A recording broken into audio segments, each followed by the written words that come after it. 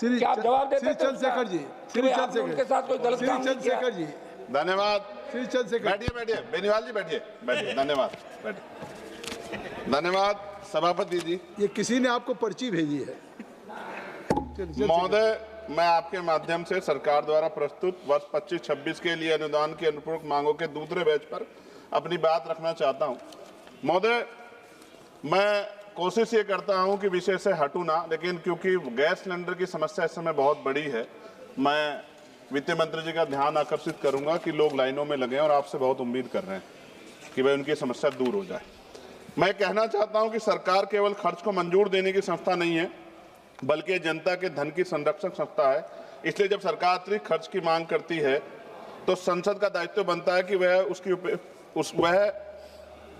उसकी पूरी समीक्षा करे। सरकार द्वारा इस दूसरे बैच में लगभग 2.81 लाख करोड़ रुपए के अतिरिक्त व्यय की मंजूरी मांग रही है, जिसमें लगभग 2.01 लाख करोड़ रुपए वास्तविक अतिरिक्त नगद व्यय।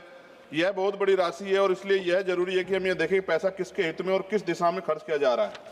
महोदय, जब फरवरी में पूरा बजट पेश किया गया था तो इतने कम समय में इतनी बड़ी अतिरिक्त राशि की आवश्यकता क्यों पड़ गई है? यदि बार बार इतनी बड़ी अनुपूरक मांगे आती हैं तो इसका मतलब है कि बजट अनुमान और वित्तीय योजना में गंभीर कमी है। देश की जनता चाहती है कि उसका पैसा सोच समझकर और योजनाबद्ध तरीके से खर्च। महोदय, इस अनुपूरक बजट में उर्वरक सब्सिडी के लिए लगभग 15,000 करोड़ का अतिरिक्त प्रावधान किया गया। किसान पहले ही महंगी खाद, महंगे बीज और महंगे डीजल की समस्या जूझ रहा है। सरकार को स्पष्ट करना चाहिए कि उसकी नीतियां किसानों को राहत देने के लिए या केवल आंकड़ों को संतुलित करने के लिए। महोदय, मैं विशेष रूप से सदन के माध्यम से अनुसूचित जाति, अनुसूचित जनजाति, अन्य पिछड़ा वर्ग के सवाल को उठाना चाहता हूं।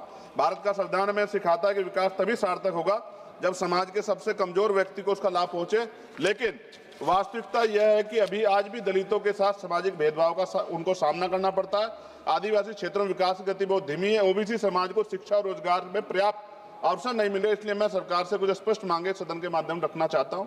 मैं सरकार से मांग करता हूं कि अनुसूचित जाति और अनुसूचित जनजाति के लिए जो SC, ST और TSP का बजट प्रावधान है, उन्हें वास्तविक आबादी के अनुपात में बढ़ाया जाए और ये सुनिश्चित किया जाए कि वह राशि किसी अन्य मद में ट्रांसफर ना हो। दूसरा, देश के दलित, आदिवासी और पिछड़े वर्ग के युवाओं के लिए विशेष छात्रवृत्ति और कौशल विकास कार्यक्रम चलाए जाएं ताकि उन्हें शिक्षा और रोजगार के बेहतर अवसर मिल सके।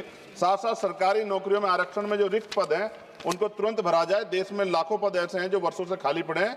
ये संविधान की भावना के खिलाफ है। और चौथी मांग ये है, आदिवासी क्षेत्रों में स्वास्थ्य, शिक्षा और सड़क जैसी बुनियादी सुविधाओं के लिए विशेष पैकेज दिया जाए। महोदय, संविधान में हमें 3 मूलभूत सिद्धांत दिए: समानता, न्याय और अवसर की समानता। बाबा साहब डॉक्टर भीमराव अंबेडकर ने संविधान बनाते समय स्पष्ट किया था कि भारत का लोकतंत्र तब मजबूत होगा जब समाज के कमजोर वर्गों के साथ न्याय होगा। इसलिए सरकार का दायित्व है कि वे संविधान की भावना के अनुसार नीति और बजट बनाएं। प्रमोशन में रिजर्वेशन SC, ST, OBC को नहीं मिल रहा है। NFS लगातार हो रहा है SC, ST, OBC के बच्चों के साथ। और इंटरव्यू में जिस तरह का छल हो रहा है, जैसे UPSC में भी अभी हुआ, जिस तरह का छल हो रहा है उससे असंतोष पैदा हो रहा है। साथ साथ महोदय, लोकतंत्र में विपक्ष की भूमिका केवल आलोचना करने की नहीं है, बल्कि सरकार को सही दिशा दिखाना भी होता है। हम चाहते हैं कि देश आगे बढ़े, अर्थव्यवस्था मजबूत हो और नागरिकों को समान अवसर मिले, लेकिन ये तभी संभव होगा जब सरकार इसको सुनिश्चित करेगी। बजट पारदर्शी हो, खर्च जवाबदेह और विकास समावेशी हो। महोदय, अंत में मैं कहना चाहता हूं कि अनुपूरक मांगों का उद्देश्य केवल खर्च बढ़ाना नहीं होना चाहिए, बल्कि ये सुनिश्चित करना चाहिए कि ये पैसा देश के गरीब, किसान, मजदूर, दलित, आदिवासी और पिछड़े वर्गों के जीवन में वास्तविक परिवर्तन लाए।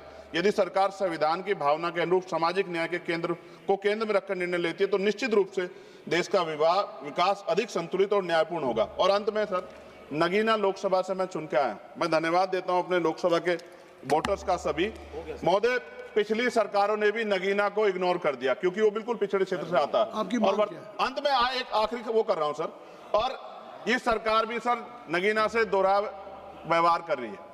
महोदय, हमारे यहाँ रोजगार की समस्या, पलायन करना पड़ता है, कोई मुंबई जाता है, कोई हैदराबाद जाता है, कोई दिल्ली आता है, और मेडिकल सुविधाएं बिल्कुल नहीं। मैंने पिछली बार भी वित्त मंत्री से मांग की कि एम्स बन जाए हमारे यहाँ।